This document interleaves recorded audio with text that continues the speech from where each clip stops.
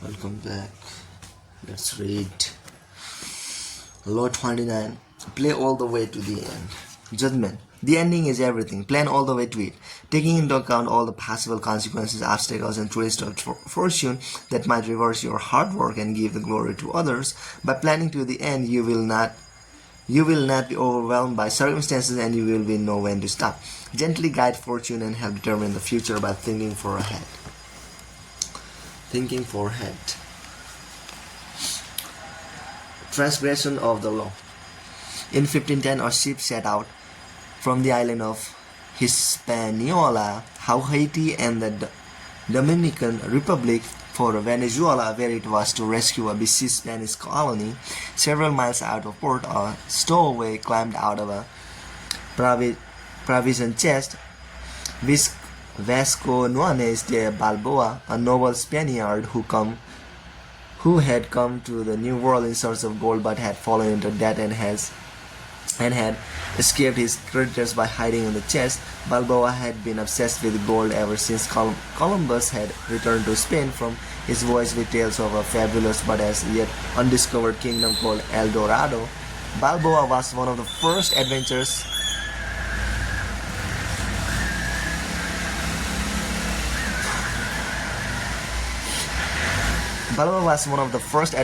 to come in search of Columbus's land of gold, and he had decided from the beginning that he would be the one to find it through sheer audacity and single-mindedness. Now that he was free of his creditors, nothing would stop him. Unfortunately, the ship's owner, a wealthy jurist named Francisco Fernandez de Encisco, was furious when told of the stowaway, and he ordered that Balboa be left on the first island they came across before they found any island. However, Encisco received news that the colony he was to rescue had been abandoned. This was Balboa's stance. He told the sailors of his previous voyage to Panama and of the rumors he had heard of gold in the area. The excited sailors convinced Encisco to spare Balboa's life and to establish a colony in Panama. Weeks later, they named their new settlement Darien. Darien's first governor was Encisco, but Balboa was not a man to let others steal the initiative. He campaigned against Encisco among the sailors, who eventually made it clear that they preferred him as a governor. Encisco fled to Spain, fearing for his life. Months later, when a representative of the Spanish crown arrived to establish himself as the new official governor of Darien, he was turned away. On his return voyage to Spain, this man drowned. The drowning was accidental, but under Spanish law, Balboa had murdered the governor and usurped his position. Balboa's bravado had got him out of scrapes before, but now his hopes of wealth and glory seemed doomed. To lay claim to El Dorado, should he discover it, he would need the approval of the Spanish king, which was an outlaw he would never receive. There was only one solution.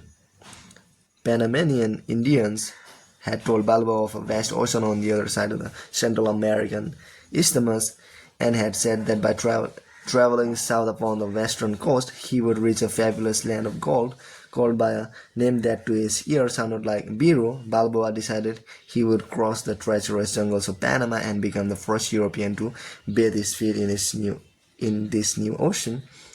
From there, he would march on El Dorado. If he did this on Spain's behalf, he would obtain the eternal gratitude of the king and would secure his own reprieve.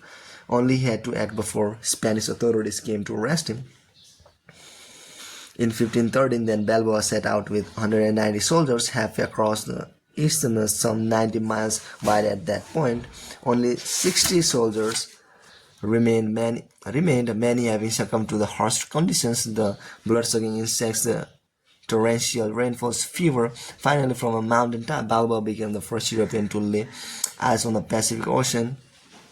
Days later, he marched to his armor into its waters, bearing the banner of Castile and claiming all its seas, lands, and islands in the name of the Spanish throne.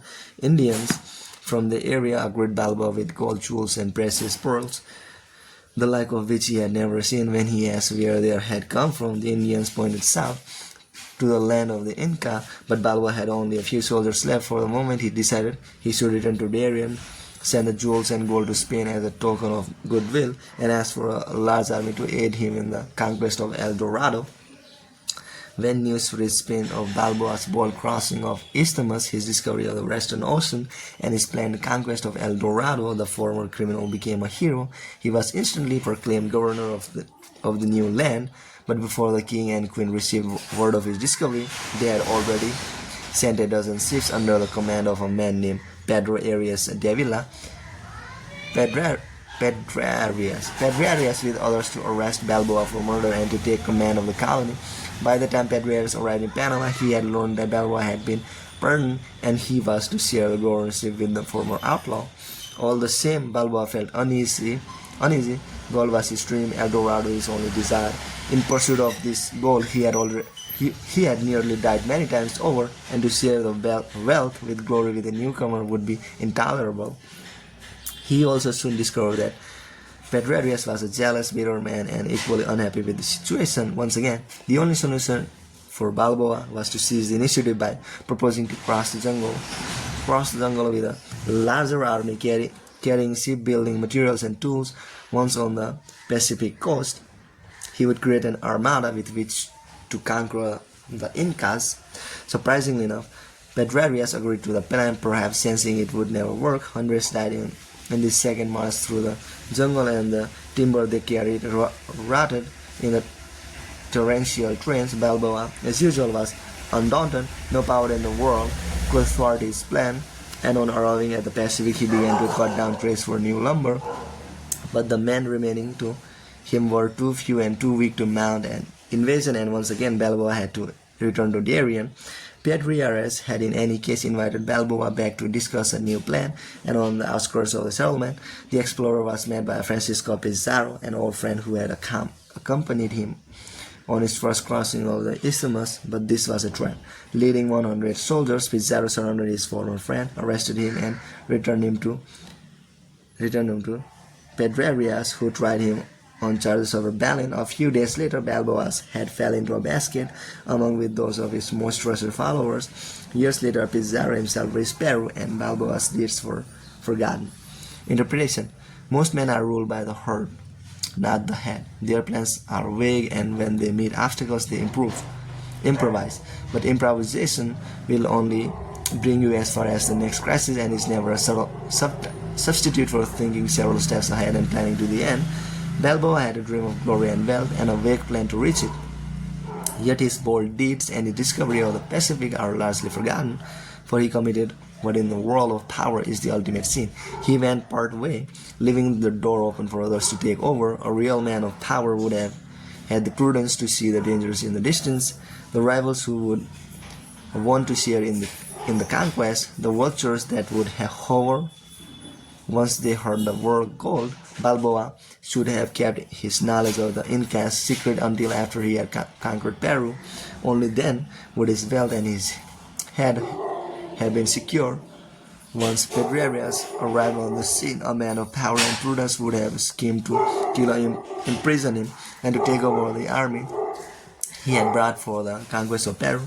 But Balboa was locked in the moment, always reaching emotionally and never thinking ahead.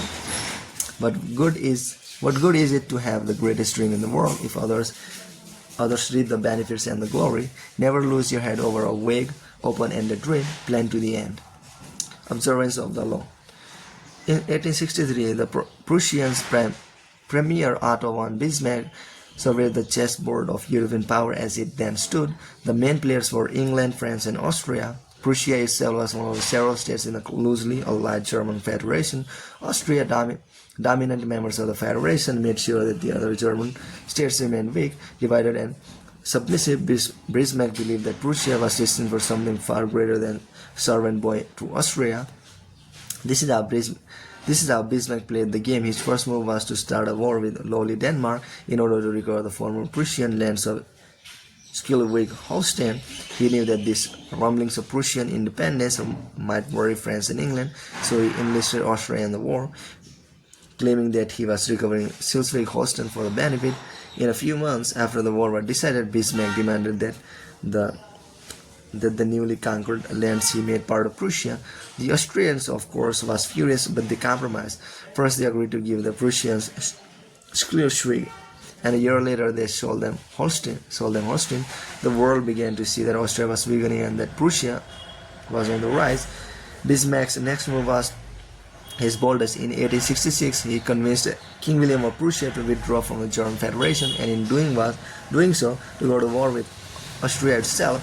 King William's wife, his son, the Crown Prince, and the Prince of the other German kingdoms vehemently opposed such a war, but Bismarck, undaunted, succeeded in forcing the conflict, and Prussia's superior army defeated the Austrians in the brutally short 7 weeks war. The king and the Prussian generals then wanted to march on Vienna, taking as much land from Austria as possible, but Bismarck stopped them. Now he presented himself as on the side of peace. The result was that he was able to conclude a treaty with Austria that granted Prussia and other German states total autonomy.